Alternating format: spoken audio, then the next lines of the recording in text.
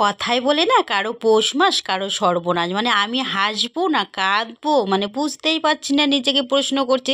তো হ্যালো বন্ধুরা, good morning. আমি পলি পলি বলে মিঠি চ্যানেলে তোমাদের সকলকেই স্বাগত। তো এই যে ঘুম থেকে উঠেছি, আর মেয়ের আজকে লাস্ট এক্সাম।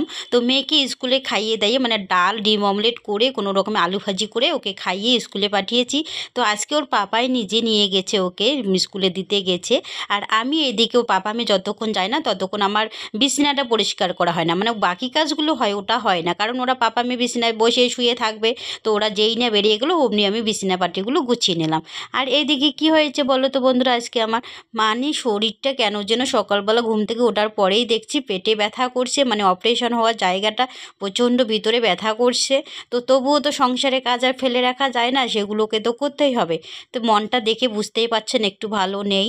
তো প্রথমত খালি পেটে আছি, এখনও কিছু খাইনি। মানে ওদেরকে যতক্ষণ না বের করে দিচ্ছি ততক্ষণ আর আমার পেটে খাওয়ার উঠতেছে না। তো যাই হোক, এদিকে আমি হচ্ছে প্রথমত গ্যাসের ওষুধটা খেয়ে নিলাম। ভাবছি দেখি যদি গ্যাসের ব্যথা হয়ে থাকে, তো ওই জন্য প্রথমত একটা গ্যাসের ওষুধে খেয়ে নিচ্ছি সকালবেলা। তো যাই হোক, এখন খাওয়া দাওয়া করি নাই, করবো আর কি। খাবার না আছে মানে খাওয়াটাই হাকসারি হয়ে যাচ্ছে আর কি।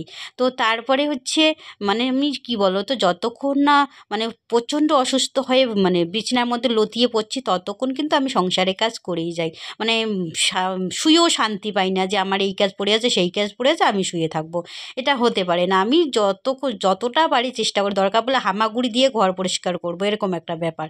তো যাই হোক, এইদিকে বারান্দায় চলে আসলাম। আর সঙ্গে দেখলেন ঝুড়ি গামলা নিয়ে এসেছি।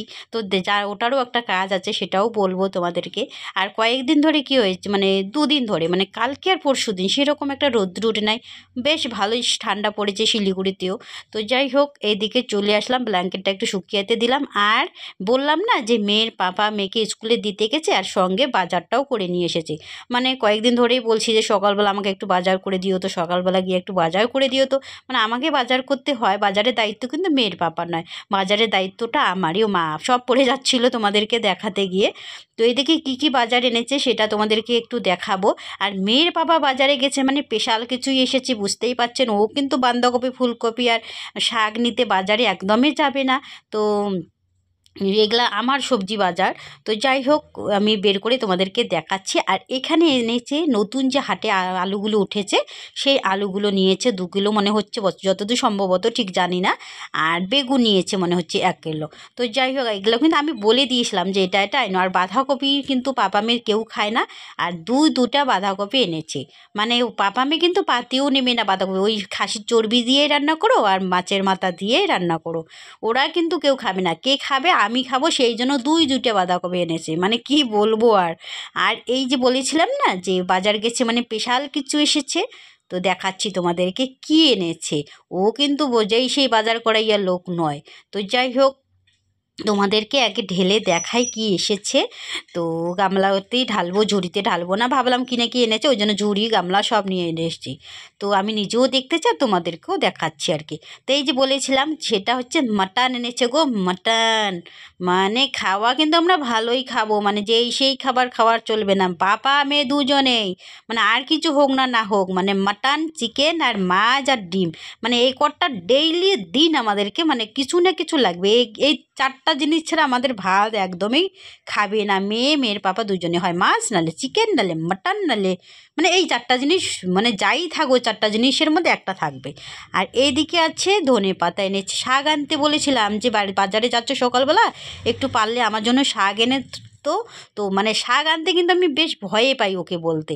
তারপরেও বলছিলাম যে মানে শাক আনতে ভয় পাই কেন বলো তো, যদি শাক আনতে বলি মানে বাজারে যে যত শাক আছে সবগুলাই ওটা এনে যেন আমাকে দিবে। দেখুন মেথি শাক এনেছে, লাপা শাক এনেছে, তারপরে হচ্ছে লাউয়ের ডোগা এনেছে, তারপরে ধনে পাতা অতগুলো এনেছে। আর এইদিকে কিন্তু আমার পেটে ব্যথা, মানে বললাম না কারো সর্বনাশ আর কারো বলে পৌষ মাস না কি বলে ওটাই। মানে এইদিকে আমার পেটে যন্ত্রণা আমি মানে বাঁচি মুড়ির সমান, আর এইদিকে মাটন এসেছে, শাক এসেছে, বেগুন এসেছে, বাঁধাকপি, মানে বিভিন্ন ধরনের সবজি এসে আমার ঘরে পৌঁছেছে। এখন হাসবো না কাঁদবো তোমরাই বলো তো বন্ধুরা। তো এই কী আর করবো, মনের দুঃখ মনে রেখে এগুলোকে নিয়ে ঘরে যাই, রেখে দেই গুছিয়ে কুচিয়ে। যখন একটু সুস্থ বোধ করবো তারপরে রান্না শুরু করব। তো ঠিক আছে বন্ধুরা, টাটা বাই বাই, পরে আবার দেখা হবে।